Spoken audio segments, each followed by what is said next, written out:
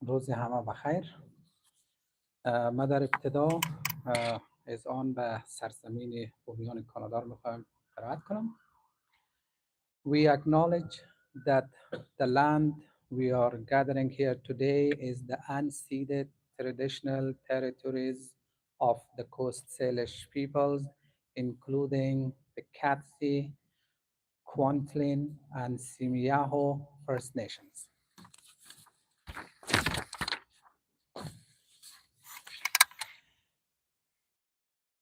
جا دارد از تشریف آوری همه اساتید، فرهنگیان، بزرگان و علاقمندان به ادبیات و به ادبیات فارسی را در این محفل تشکری و قدردانی نمایم. خوش آمدید. در ابتدا با استفاده از این فرصت میخواهم ادای احترام، همدردی و غمشریکی کمیونیتی هزاره‌های بیسی را به نسبت درگذشت پروفسور دکتر محمد یونس طغیان ساکایی، استاد پیشین دانشگاه‌های افغانستان، ادیب، شاهنامه پژوه، فعال اجتماعی، برابری و عدالت‌خواهی را به خانواده، دوستان و هزاره‌های اهل سنت ابراز نمایم. روان استاد شاد و یادش گرامی باد.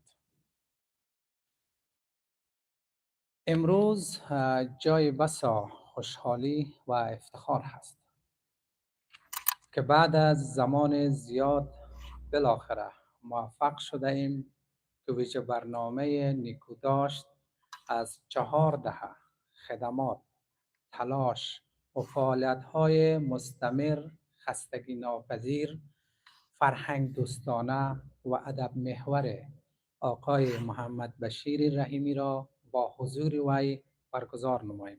به افتخار آقای رحیمی.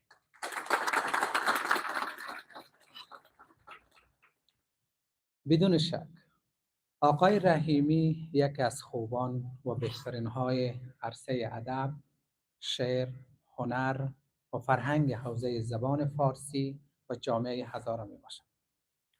وی را می توان از خوبان روزگار و سرمایه های بزرگ جامعه ما برشمرد.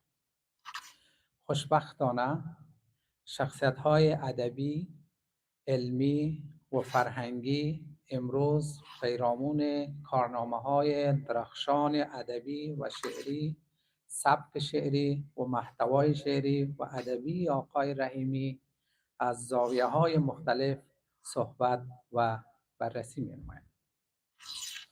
کمیونیتی هزاره‌های بیسی همواره در تلاش بوده است که فرهنگ قدردانی، نیکوداشت و ارجگذاری را در حد ممکن ترویج و نهادینه سازی نماید.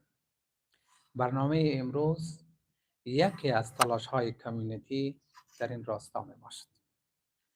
بیشتر از این وقت مهمانان گرانقدر را نگرفته، از حضور و سهم ارزنده دانشمندان، ادبا و شخصیت‌های علمی و ادبی، دکتر صاحب لیلا رایی، دکتر صاحب مهدوی از راه دور و همچنان محمد شریف سعیدی از راه دور و استاد دکتر یار محمد باقری و بقیه دوستانی که امروز در این برنامه سهم ارزنده گرفتند تشکر و قدردانی نمایم. برنامه خوب، مفید و آموزنده به شما آرزو میکنم. تشکر.